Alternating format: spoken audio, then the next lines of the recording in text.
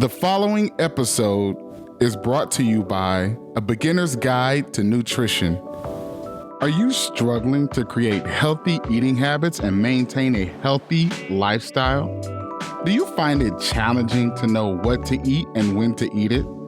If so, I have the perfect solution for you. My simple guide teaches you not to demonize food groups like fats and carbs. You will learn what to eat to lose weight and maintain your physique.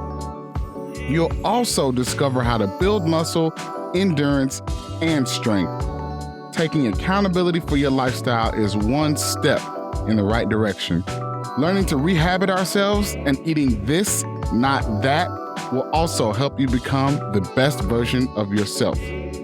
Realizing that you need to learn how to eat in order to live in moderation is a challenging admission for some to make.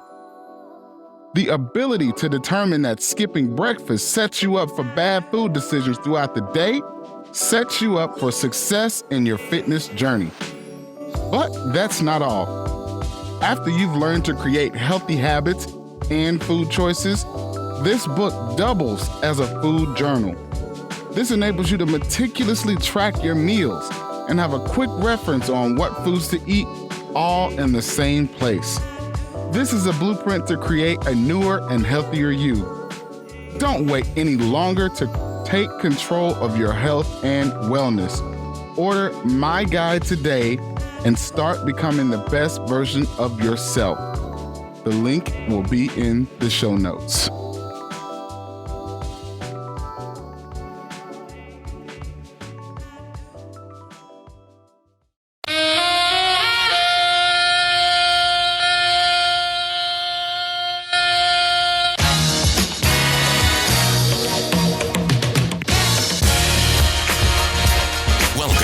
To the Michael Nance Audio Experience podcast. Here is your host, Michael.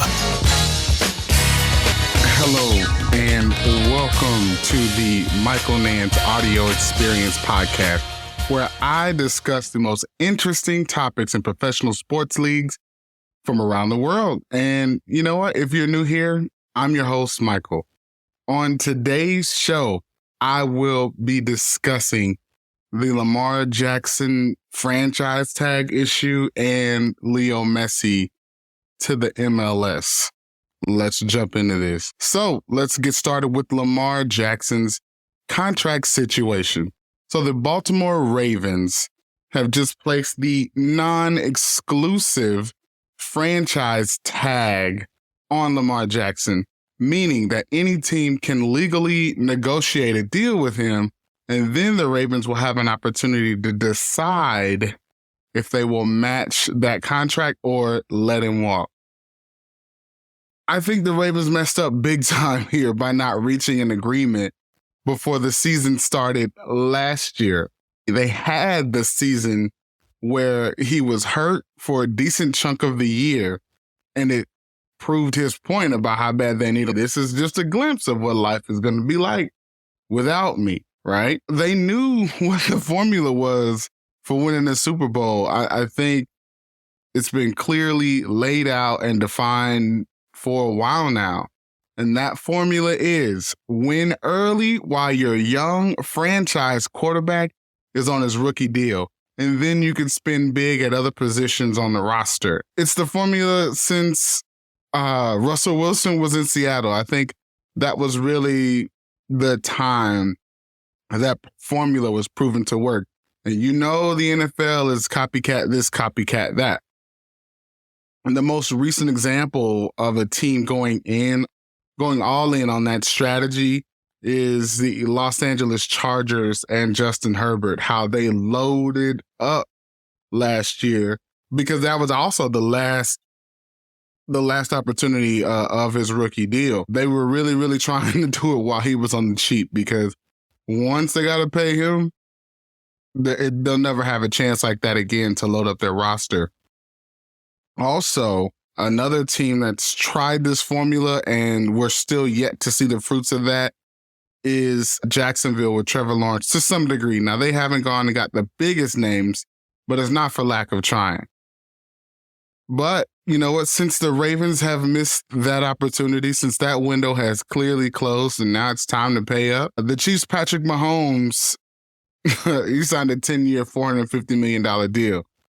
I don't think anybody's getting that. But the Cardinals' Kyler Murray also signed a 5-year, $230 million deal.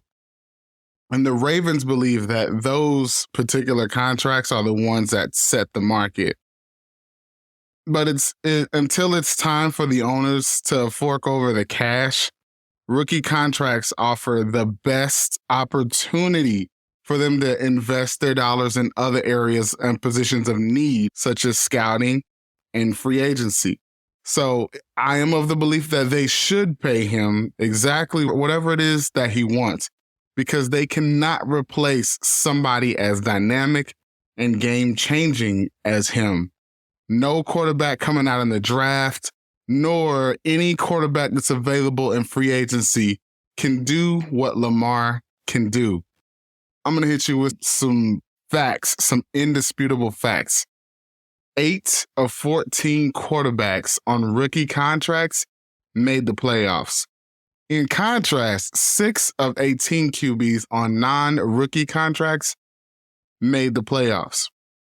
Now, what has emerged here is an obvious trend of owners and roster builders looking to capitalize on young QB talent while they're still on their rookie deal. Thank you to the NFL's wage scale with its hard limits on earnings in a player's first contract. So now teams have been incentivized to build around QBs who don't take up a huge slice of the salary cap. I mean, I think that's like team building 101.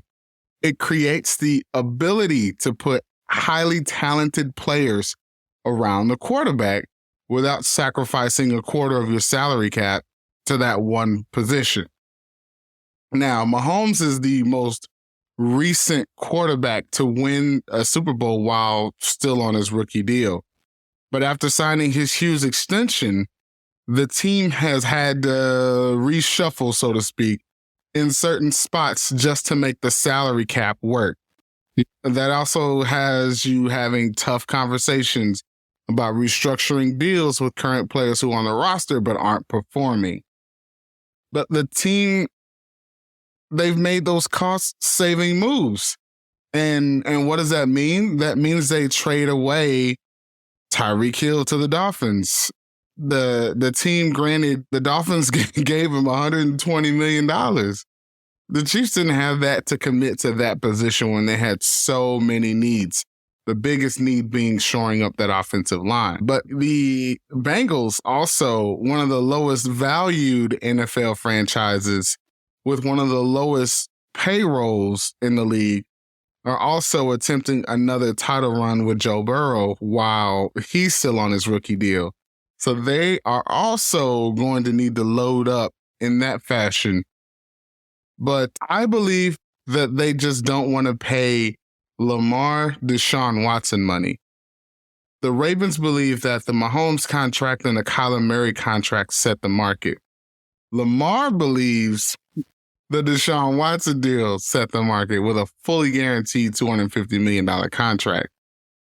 And it's a tough conversation to have. But to me, I'd like to draw really a parallel to bring all of this home to a point. And to me, it's like having a job and wanting a raise so badly and knowing you deserve a raise. It's your time. But you have to go out and find another job to make you an employment offer. Not because you want to leave the job. I mean, you're content. You're happy where you're at. But you want to feel respected. And so you need to take the new job. You need to go out and do the hard work of finding another job, going through their interview process, going through their vetting process, just for them to offer you a salary. Then you take that salary back to your current employer and say, look, I've got a job willing to pay me X. You're paying me Y. And then only for your job to turn around and say, you know what? I think you're worth X. I'll give you this if you agree to stay. Now, in the back of your mind, you'll always know that your job was content with paying you as little as possible while smiling in your face and tell you how much they value and respect you. In many worlds, and most certainly in professional sports, a salary is a proxy for respect. If you are paid very little relative to your peers at other places, at other organizations, then it makes you feel like you aren't respected at all. That's it. Let me switch gears to the next topic after the break. All right, wait a minute. If you are listening to this and you haven't subscribed to the show, shame on you. If you are listening to this and you haven't followed me on any of my socials, shame on you. The links to the socials are in the description or the show notes of the episode. And I really, really would appreciate you coming over and giving me a follow. Thank you.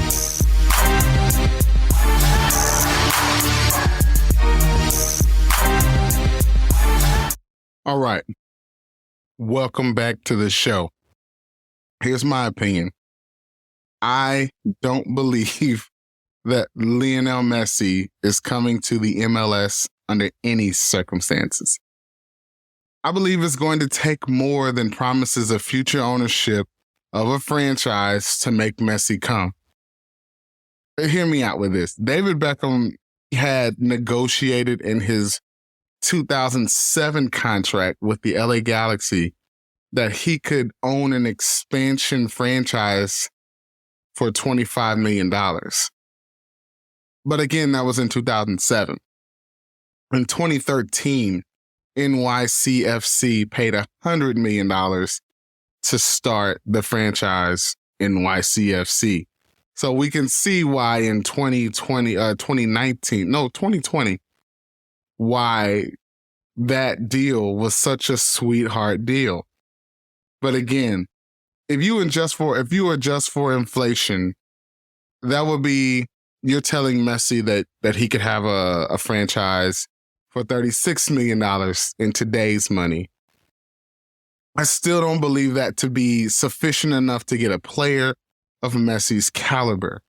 So here's the logic you're trying to make me believe. You're trying to tell me that Leo Messi would turn down a bag in Saudi Arabia to come and play for middling Inter Miami with the prospect of owning a franchise in Albuquerque or in Myrtle Beach in 10 years? I doubt it. Very, very seriously. That is no shade to Albuquerque, and that is no shade to Myrtle Beach. Those are not soccer hotbeds. That's not an Argentinian hotbed. The places that you would want to own a team already have a team. I don't see Messi getting a third Los Angeles team. I don't see Messi starting a team in Fort Lauderdale. No. Here's a couple of facts. Leo Messi, by his own admission, does not speak English. Now, I don't see that as an insurmountable barrier to overcome, but to say that it's not an issue at all, you'd be lying to yourself. He said out of his own mouth that he understands way more English than he speaks. Now, I'm not saying that's going to break a deal, but it's just going to make negotiations much more difficult when you got somebody in the middle having to go back and forth. Messi's arrival in the MLS would be the biggest thing to happen to the entire league since its creation. There is no doubt about that. But the MLS has never had a mega supernova of a world-renowned, world-class talent like this before, and the stakes are high with guys of that caliber. But here are issues that I see. Messi's arrival in the MLS will not do any favors to rid the rest of the world of the idea that the MLS is a retirement league. The MLS has tried at every turn to tell people that's not what they are. But this move in particular will in fact propel that narrative forward. And if the reports are true, Messi will be 36 when he makes his Inter Miami debut. So that's 4 years older than Gareth Bale and also 4 years older than David Beckham was at the time of his MLS debut. And that would actually make him the same age as Zlatan Ibrahimovic. Bale just bowed out. Zlatan ran his mouth and ultimately missed the playoffs. Now, to be fair to Messi, the MLS has never had a 7-time Ballon d'Or winner as an active player, 36 years old or not. If you think Messi will immediately make Inter Miami championship favorites, though, you got another thing coming because you haven't been paying attention to his career at all. While Messi may be arguably the best player of his generation, the difference between what he's done at the club level and what he's done at the international level shows you that he cannot do it alone. On the club level, Messi won the Champions League 4 times at Barcelona, right? But in international play, Messi won his first Copa America, which was like his major trophy international-wise, in 2021. And that was his first major trophy with Argentina before going on to win the World Cup just this past year. Now, what was the difference between the two? The difference is Barcelona was a team full of world-class talent all up and down the roster those times he won the Champions League. And at Argentina, he was often faced with opponents who had just as much depth as Argentina when they were playing on the international level. Now, credit to Inter Miami where it's due. They've continually improved and improved and improved under their head coach. But this roster is still a work in progress. And quite frankly, there are a few rungs beneath LA Galaxy, LAFC, Nashville. They got a long way to go. And adding Messi is just not enough. And Messi's proven that even as a young guy. Now you're asking him to carry a team when he's 36. I don't know. I want to thank you for your time today. That is going to do it. If you like this podcast, please take the time to rate. If you're watching on YouTube, please subscribe, leave comments below, interact with the show. I'd love to engage with you, talk with you, meet with you, have some conversations with you. Give my socials a follow. All the links to those will be in the show notes as well. I appreciate your time, and I'll talk to you later. Thank you for listening to the Michael Nance Audio Experience. Subscribe to the show so you never miss a future upload.